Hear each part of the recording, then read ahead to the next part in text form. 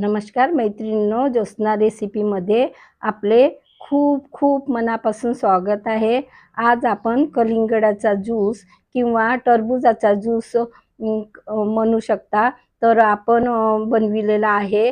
चला तर मग बघूया कसा बनवायचा तो। आम्ही टरबूजच म्हणत असतो, म्हणून बघा मी या पद्धतीने हा ज्यूस बनविलेला आहे। तर जो आपण शब्द म्हणतो तोच येतो आपल्या तोंडामध्ये। कसं तर मी बघा हे टरबूजाचे असे काप करून घेतलेले आहे, बिया काढून घेतलेले आहे आणि असे काप काही काढून घेतलेले आहे। आता मी इथे ना पुदिना घेतलेला आहे, काळं मीठ घेतलेलं आहे आणि साखर घेतलेली आहे 2 चम्मच आणि लिंबाचा रस घेतलेला आहे आणि चाट मसाला। तर आता आपल्याला ज्यूस बनवायचा आहे। यातनं तुम्ही थोडं साधं मीठही घालू शकता, परंतु मी काळं मीठ टाकलेलं आहे।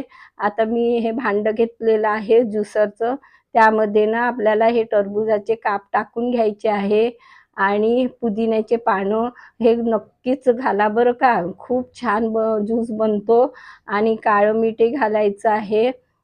खूपच स्वादिष्ट असं रुचकर बनतो बरं का।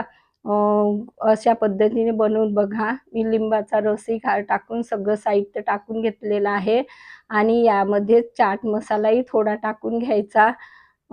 तर कसं ज्यूसाचं म्हणजे चवी खूपच छान बनते आणि मी थंड थंड फ्रीजचं ना पाणी घेतलेलं आहे, ते टाकत आहे। तुम्ही आईस क्यूबही टाकू शकता।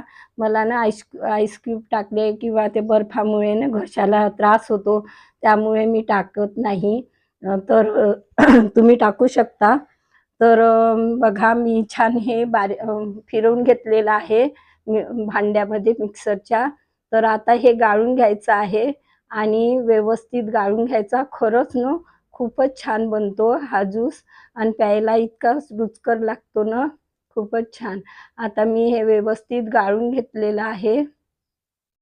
बघा असं फिरवून घ्यायचं चमच्यानी, म्हणजे कसं पूर्ण ज्यूस निघून जातो आणि तो मग हे असते आपलं काही बी वगैरे राहिली तर ते निघून जाते। तर या पद्धतीने मी ज्यूस बनवून घेतलेला आहे। आता आपल्याला ना ह्या ग्लासमध्ये टाकून घ्यायचं आहे आणि जेव्हा आपल्याला प्यायचा आहे तेव्हा ज्यूस बनवायचा, म्हणजे बघा खूपच छान लागतो हा। आता मी ना 2-3 पुदिन्याचे पानं टाकून घेतलेले आहे।